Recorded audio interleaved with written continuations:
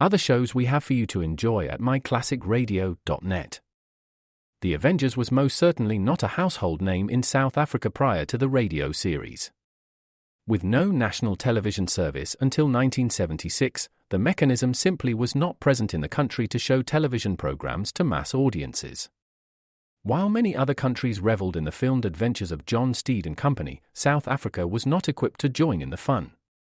The series took Britain by storm and made a major impression in the American markets, being that greatest of rarities, a British series given a network transmission slot. However, as a filmed series, rather than a videotaped one, The Avengers was able to gain a modicum of exposure in South Africa through film rentals. Come and listen at myclassicradio.net.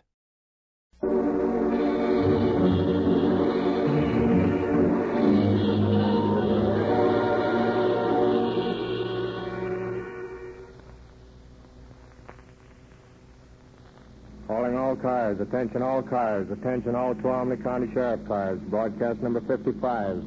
A murder at the Tuttleton Schoolhouse. Suspect unknown. That is all.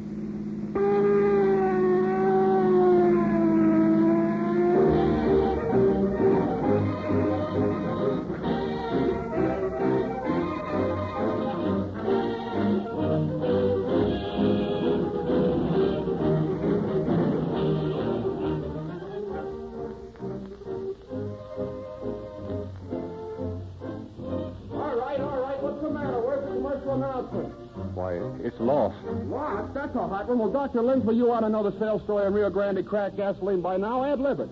Oh, Bill, the audience knows that story by heart. Oh, you mean that one about Rio Grande cracked gasoline powering more police cars in California and Arizona than any other brand? Yes. Well, tell them something else then. All right. Ladies and gentlemen, here's an interesting point. Do you realize that the success of this program depends on several hundred listeners getting up after every broadcast, going to a nearby Rio Grande service station and saying, I just heard Calling All Cars, and I want to try that Rio Grande cracked gasoline. Well, let's not ask everybody to do that tonight. Tomorrow morning will do. But I hope our audience does realize that we put on this show once a week, then we spend the rest of the week gathering data to give you another good show, and we can't hear your applause. Neither can the Rio Grande Oil Company. The only way we can tell if you like Calling All Cars, and if you want this show to go on, is for you to go to a service station and ask for Rio Grande cracked gasoline. I don't care how you say it. Ask for Calling All Cars gasoline if you wish. But let's hear from you. And now, on with the show.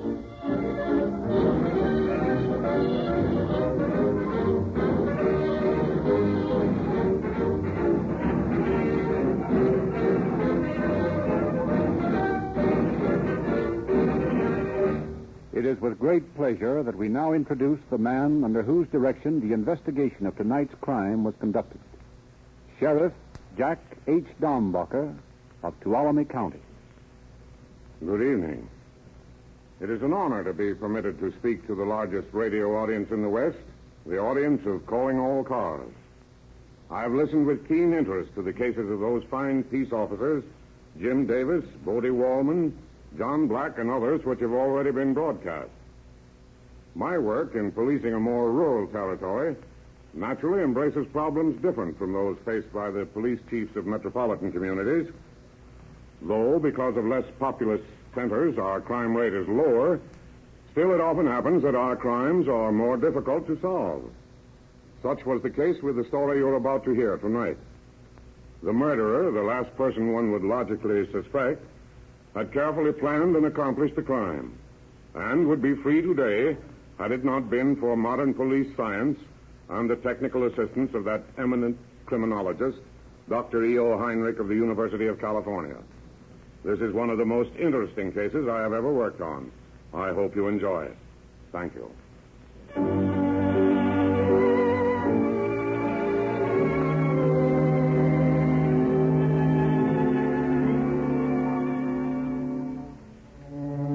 It is late afternoon, some years ago in Tuttletown, a small community in Northern California. Hank Turner is sitting in his parlor, waiting for his son to return from work in the lumber mill. Hank is annoyed about something and pays scant attention to the day-old San Francisco paper he is idly scanning. He hears footsteps and the knob turning in the door. That you, Herb? Yes, Pat. Come in here. Coming. Well, what's in the paper today? Nothing. A letter come for you today. Oh, yeah? Where is it? There on the table. Well, that's Jim Dandy. Mind if I go up to my room and read it? Yes, I mind. Sit down, boy. I want to talk to you. What is it, Pat? That's the second letter that's come for you in 3 weeks. And both of them come from that there town in Texas. Well, what of it? That woman's still writing to you. Well, what if she is? We talked that all out, Herb. I ain't going to have you man up with some woman you hear from to one of them there matrimonial agencies. They only have the best people at that agency. Best people? How do you know? She sent me her picture. She told me all about herself. Yeah, and she told you she had a brat. She's been married afore. But she's divorced. Divorced. Yes, and God-fearing people don't get divorced. They stay married. Why, Pap, in New York and in Hollywood, lots of people get divorced. That ain't no sin. The church frowns on it. It ain't right. It ain't decent. Alma's decent. A lot you know. If she couldn't be a good wife to one husband, how do you know she'd be a good wife to you? She writes a mighty pretty letter. Now, that won't bake no bread. Well, I'm in love with her. In love with her?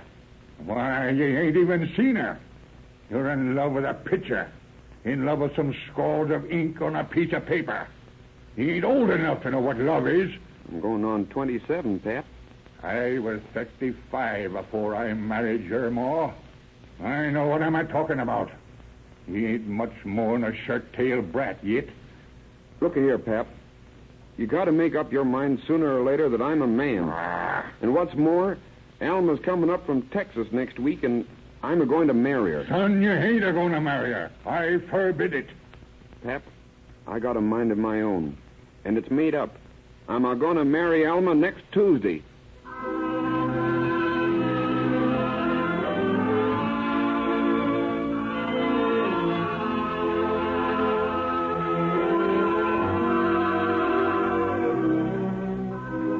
With the determination of a young man in love, Herb carries out his threat, meets his mail-order bride in San Francisco, journeys with her to Reno, where, reversing the usual procedure, he marries her on November 12, 1927. 2 days later, Herb brings his bride and her young son back to Tuttletown for the parental blessing. Pap, this here's Alma. Pleased to meet you, Mr. Turner. Can I call you Paul? What? You see, Pap, we was married up to Reno yesterday. Married, eh?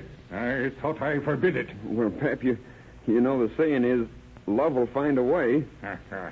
And where be you figuring on living?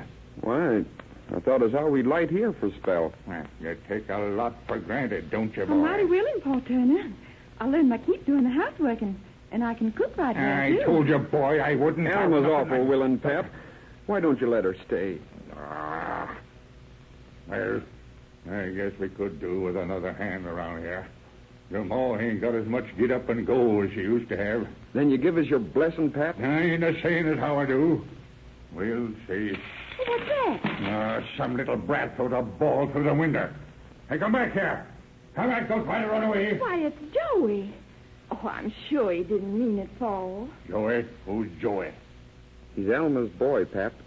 And mine now. We brung him along. Oh, Alma's boy, eh? Brung the brat with you, did you? Well, if he spends any time around here, I'll take that sort of devilment out of him with a razor strap.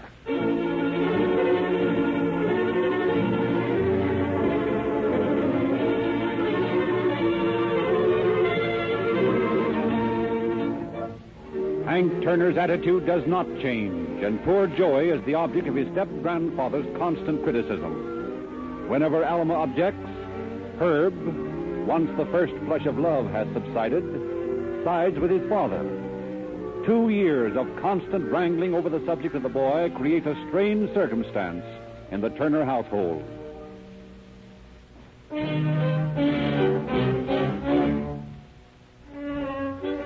On the night of the 26th of April, 1929, all Tuttletown is in a flurry of excitement. In the rough board schoolhouse, a dance is being held. From the cow ranches and from the gold camps, the countryside flocks to the social. And by 9 o'clock, the dance floor is filled with couples strutting through a Virginia reel to the music furnished by Hank Turner and his brother. Outside, Herb sulks in his car. What's the matter, Herb? Ain't you coming into the social? No, don't feel like it. How come? Oh, me and the old woman had another battle. Ain't getting along so good, huh? Oh, I guess we get along as well as the next one. I reckon all women are alike. Yeah, you know how it is, Herb. We can't get along with them, and we can't get along without them. Well, see you later, Herb. Good evening, Mrs. Herb. Good evening, Mrs. Johnson. Well, Herbert, are you going to sit out here all evening? I told you I didn't want to come to this monkey shine. It looks mighty funny when a woman's husband won't come in and dance with her. I can't dance, and you know it. Well, you'll catch cold sitting out here. And I brought you some coffee. That'll warm you up. Thanks. How late are you going to stay? As late as I want to. Well, Mrs. Turner, you feel like joining the dance? Oh, yes, thank you, Mrs. Johnson. Suppose we do take a turn or two.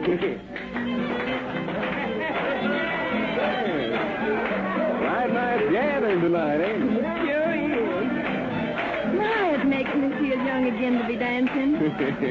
Young again. I shucks, Mrs. Turner. You're still a chicken. Mrs. Johnson. Sure thing. If you want Herb Turner's wife, I declare I think I'd court you myself. Really, Mr. Johnson? You know, I'd like it if you'd call me Pete. All right, Pete. Something's wrong with Herb. He's something awful. He's rising and groaning. Oh, where is he? Outside. You better come quick. Yes, I'm coming.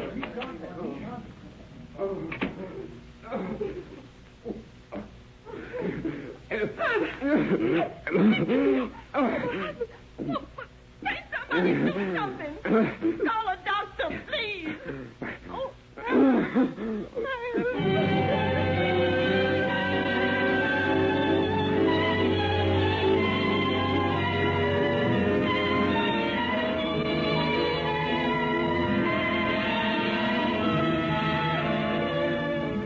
A doctor is called from Sonora, and before he can arrive, Herb Turner is dead. The sheriff is called. He orders the body turned over to the coroner for autopsy, and he and a deputy get the names and addresses of the guests at the party. The next morning, Sheriff Dombacher and a deputy are seated in the sheriff's office discussing the case as they await the findings of the coroner. You know, Ed, I'm positive that guy was murdered. Well, what makes you so sure? All you have to go on is circumstantial evidence. I realize that.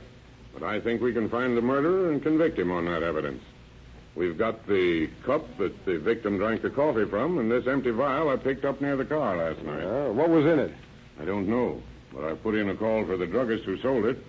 I'm expecting him up here, and I've asked him to bring his poison register. Poison register? You think Turner was poisoned? Yes. Come in. I'm Edward Swallow. You sent for me? Yes, Mr. Swallow. Sit down, please. You brought your record of poison sales? Oh, yes, sir. It's right here. I have here an empty bottle from your drugstore. There's a number on the label, 1263. Have you a record of that sale? Let me see. 1263. Oh, yes, sir. Here it is. What was the sale? 1/8 of an ounce of strychnine. Strychnine. What did I tell you, Ed? Well, still, that doesn't prove anything. Well, when I find an empty poison bottle and a dead man within 6 feet of each other, I begin to put two and two together. Who did you sell this strychnine to, Mr. Swallow? Mrs. Joe Williams, sir. She said she wanted to poison a dog that'd been killing her chickens. Do you know this Mrs. Williams? Have you ever seen her before? No, sir. Would you recognize her if you saw her again? Yes, I think I would. That's fine, Mr. Swallow. We may call upon you for an identification. Now, if you let me have the page out of your register that has Mrs. Williams' signature on it... I couldn't let you do that, sir. The law says I must keep the record. Well, I'm the law, Mr. Swallow. Yes, sir, but I... The reason you're required to keep a record of all sales of poison is to be of assistance in just such cases as this. Yes, sir, I suppose that's so. Well, very well, then. Here's the page. Thank you, Mr. Swallow, and we'll let you know when we need your valued assistance again. Oh, thank you, sir. Thank you. Good day. Good day, Mr. Swallow. Well, Ed, we're getting places. Well, not that I can notice. Well, stick around and watch this case grow. Oh, good morning, Doctor. Morning, Sheriff. Well, have you completed the autopsy? Yep. And? The man died of strychnine poisoning. Just as I thought. Well, how did you know? I just finished tracing the sale of the bottle I found near his car. It contains strychnine. Undoubtedly, under analysis, the coffee cup will show strychnine. Yes, which doesn't prove he was murdered at all. He could have poured the strychnine into the coffee himself, thrown the bottle away, and committed suicide. He could have, but he didn't. I'm going to question everyone who was at that dance last night until I get the information I'm after.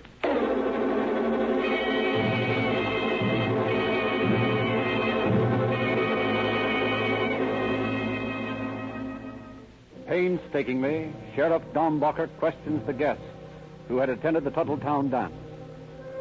He learns from witnesses that Alma Turner had carried the fatal cup of coffee to her husband. He learns that at least one person saw her stirring the cup in a dark corner. Then he interviews a Mrs. Ruby Carter. Mrs. Carter, you were at the dance the other night? Yes, sir. I understand that Mrs. Turner took a cup of coffee out to her husband shortly before his death. Is that right? I believe she did. Did you see her carry the cup out to him? Well, not exactly. But I was sitting near the door talking to some friends, and Mrs. Turner came by with a cup of coffee in her hand. Someone bumped her, and she spilled some. Some of the coffee on your dress? Yes. Well, it wasn't her fault, really. But I couldn't help feeling put out about it. The dress is ruined. Have you got it here? Why, yes, in the cupboard. Do you mind showing it to me? No, of course not. I don't see what you want to look at it for. Well, I've got my reasons, Mrs. Carter. Well, just a minute. I'll fetch it.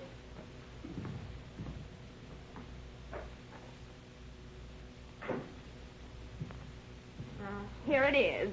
Just look at them coffee stains. Ain't it a shame? Yes, it is, Mrs. Carter. These are the stains here? Yes, right there on the skirt. Mrs. Carter, I'll have to take this skirt with me. What for? For evidence. Well, I don't know what you're talking about.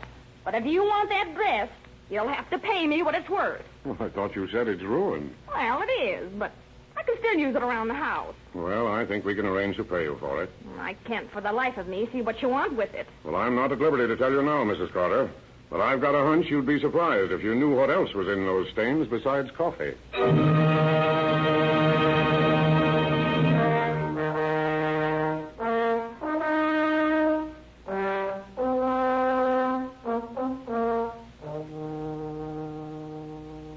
Sheriff Dombacher turns over the evidence he has collected to C.H. Grayson, District Attorney of Tuolumne County.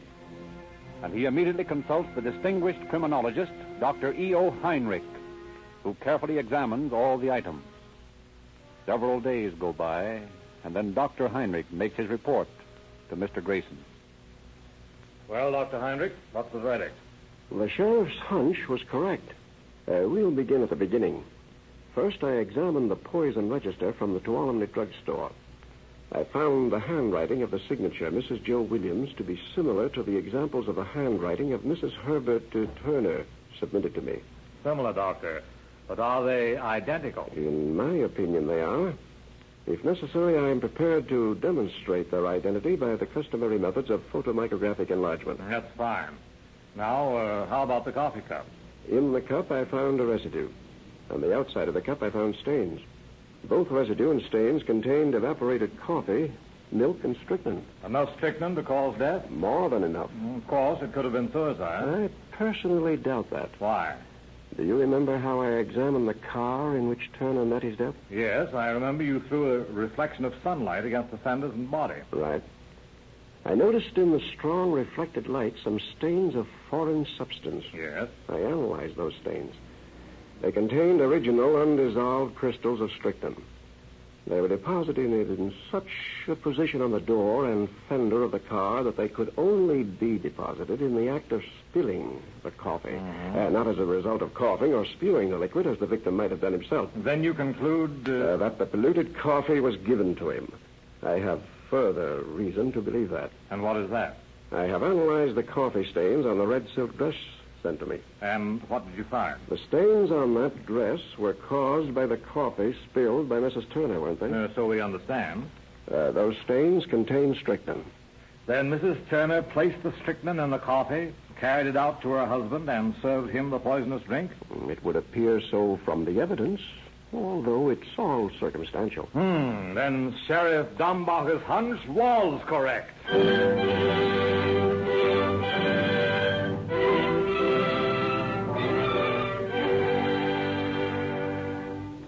Howdy, Sheriff. Hello, Mr. Turner.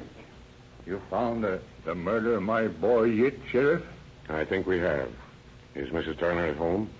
You don't mean Almy? I mean your son's wife. Well, I always thought as how she done it. I always knowed she'd do her no good. That high-stepping Heidi... Oh, wait a minute, Mr. Turner. I haven't said anything. But Alma did do it now, didn't she, Sheriff? I'm not saying she did or did not. But I want to know whether you'll sign a complaint charging your daughter-in-law with murder. Sheriff, I'll be glad to. Give me them there papers. Here you are. There. Does that make it legal? Yes. Oh, Almy. Almy. Yes, Paul. Come out here. You got a visitor. A visitor? Well, who's come to see me, Paul? Is it Mr. Johnson? No, it ain't Pete Johnson. It's the sheriff. He's come to take you to jail for murdering Herb. What? What? You're fooling me, Paul. I ain't a fooling you. Tell her, Sheriff. Mrs. Turner, I arrest you for the murder of your husband. You arrest me? For murdering Herb? No. I didn't kill him. Well, I loved him. He was the only man in my life. No, I'm not guilty. I'm not. I swear I'm not.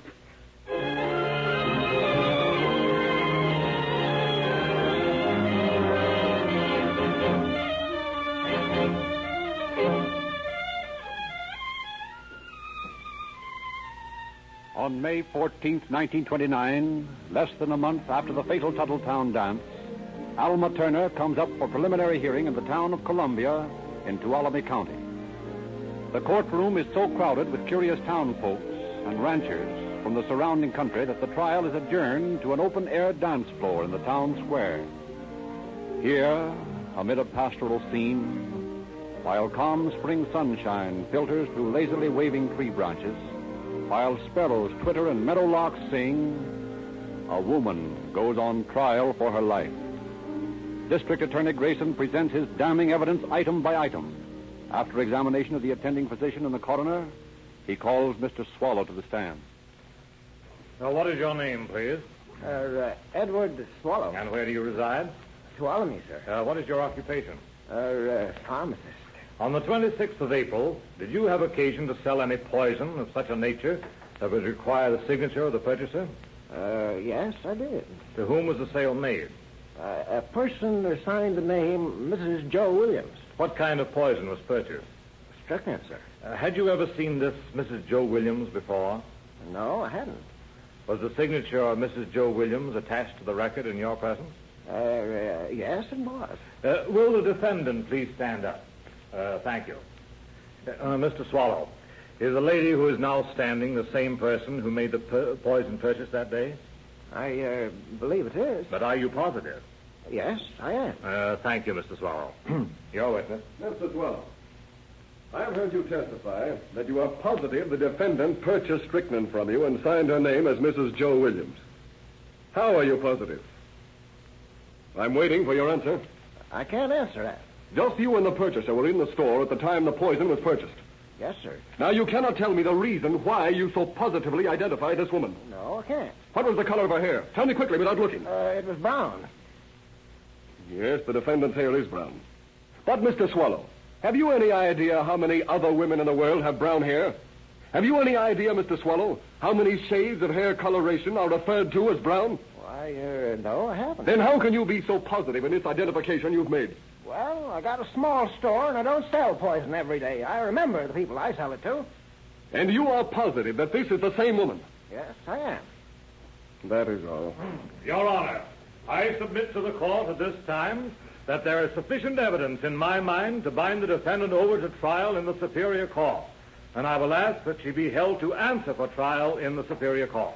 Has the attorney for the defense any remarks? We have no evidence to offer, Your Honor.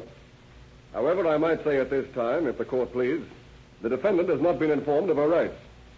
Neither has she been charged with anything in this court that I know of.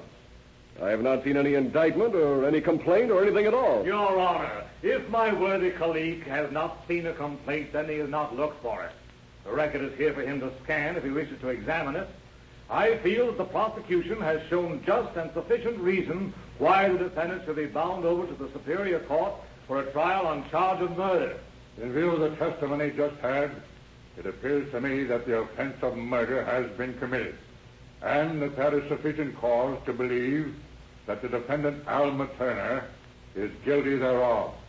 Therefore, I order that she be held to answer the same, and that she be committed to the sheriff of the county of Tuolumne to await trial on the charge of murder.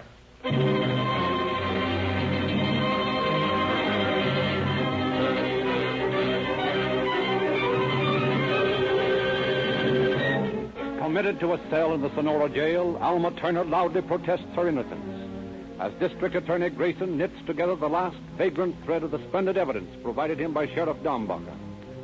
Then the District Attorney holds a brief conference with the attorney for the defense. Well, I don't know what defense you plan for your client, but I can assure you that whatever it is, we'll beat you in court. What makes you so certain? I'm so certain that I don't mind telling you some of the points you'll prove before the jury. What are they? Well, you already know we can prove that Mrs. Turner purchased the strychnine. Furthermore, we'll prove that she placed the strychnine in Mr. Turner's coffee, that she carried the coffee cup from the schoolhouse out to the car, that she herself gave the coffee to Turner and in so doing spilt some of it on the car. I'm still not convinced that you can prove all those things. May I inform you that this is not guesswork, that every fact I've stated we will prove on the sworn reports of the findings of Dr. Heinrich on the evidence we've procured. In that case, I had better consult my client. Yes, I think you had.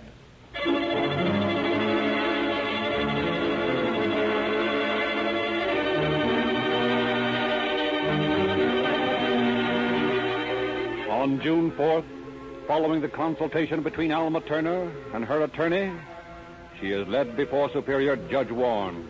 Alma Turner, you are charged with murder. How do you plead? Guilty.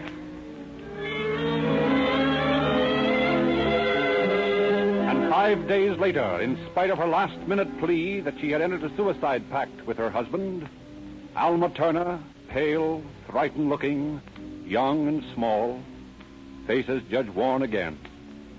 Solemnly, he pronounces sentence. Court believes that the defendant, Alma Turner, should be required to suffer the full penalty of imprisonment for life. And the court recommends to the Board of Prison Directors and also to the Governor of California that if application for parole or pardon is ever made, that it be denied. The court, believing that this was a cold-blooded, premeditated murder.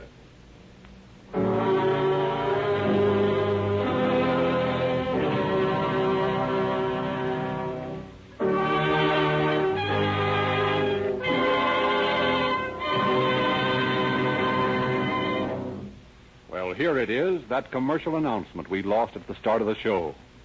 Well, of course, you know we didn't really lose it. We just tried to call your attention in an unusual way to Rio Grande cracked gasoline. We thought you might take it more seriously if we appealed to you as actors seeking applause. We never know whether you like calling all cars or not unless you go into a Rio Grande service station and tell the dealer that you heard the show. Give him your criticisms or suggestions. He will pass them on to the Rio Grande representative, and Rio Grande will tell us. And while you're in the station, Fill up with Rio Grande cracked gasoline. A tank full of police car performance.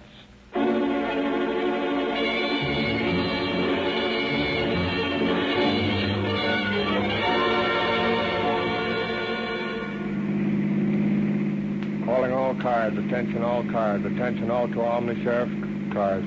Cancellation of broadcast 55 regarding a murder. Suspect in this case is now in custody. That is all.